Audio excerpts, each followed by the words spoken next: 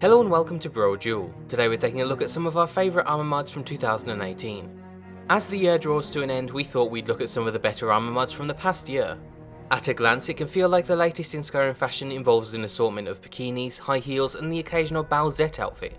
And while they may be rich in number, they're certainly not the only options available, even for females, as you'll see today.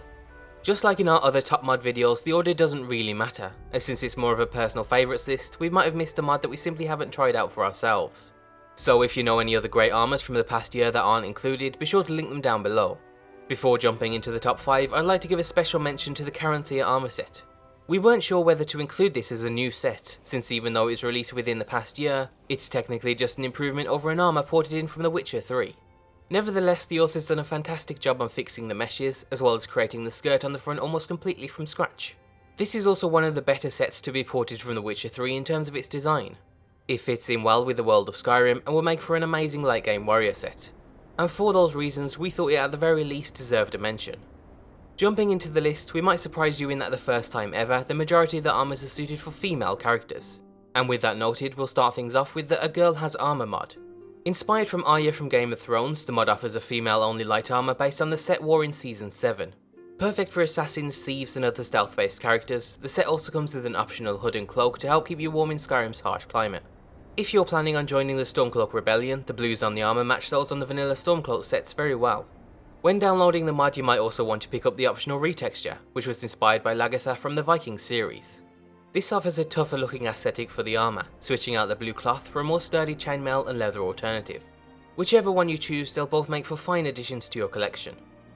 At number 4, we have another female set, the Peacekeeper. Inspired by one of the fighters from For Honor, the mod offers a sleek, practical new heavy armour set. This is one of the more unique modded armours I've seen in a while, and to be honest I wasn't sure how well it'd fit into Skyrim. But after testing it out in game, it definitely grew on me over time. The mod offers two variants of the set, the standard plain version and the royal version. The latter offers a more stylised and fantastical approach to the set, something I'd imagine you'd have to unlock through a microtransaction. With the armour's unique model, style and high quality textures, it's definitely become one of our favourites from the past year. Coming in at number 3, we have the latest mod in our list, Ulag's Legacy. This armour collection actually offers 3 full sets, however only one of them is brand new, the Duskward set. The other two are the Apotheus Light Armour and the Blooded Heavy Armour. If you've ever downloaded Immersive Armors, you'll probably be familiar with the Apotheus set, which was actually released way back in 2013. While the Blooded Heavy Armor, released in 2014, offers a full set built around the unique Targe of the Blooded Shield from the vanilla game. Both of these sets are great, but today's focus is on the Duskward Light Armor. The set is fit for both males and females, and also comes in 2 versions, the standard and then the darker variety. The meshes in particular stand out compared to other armors. It has a really nice layered style. This is then enhanced with all the extra bits tied on or hanging off. It really makes it feel like you put it on piece by piece to create the entire set. On top of the individual pieces of armour, there's also a matching shield and 2 weapons, which also look great. Interestingly, the mod as a whole takes a unique approach to how the armours are added to the world. The author's taken a fairly insignificant vanilla NPC called Ulag, and then built a bunch of little stories around him to show you how these armours eventually came to be. So all in all, a top-notch new armour collection where you can clearly see how the author has improved over the years. Coming in at number 2, we have the Snow White Armor. Released back in April, this heavy armor set is suited for female characters only. As you can probably guess, the set is inspired by an armor worn in the Snow White and the Huntsman film. Its creator actually isn't part of the modding community, he just made the set while at university. And that's probably why its amazing appearance doesn't match its noticeable poor integration. The armor is just a single piece of equipment, so you need to find your own gloves, boots and helmet if you want them. Fortunately, the set matches the vanilla iron pieces fairly well, at least in terms of the boots and gloves. It's hard to think of all the female armors I've ever downloaded or seen, but this might just be my new favourite. It's a great example of an armor that's practical, while still being an incy bit feminine, and for that it's our second favourite armor from the past year.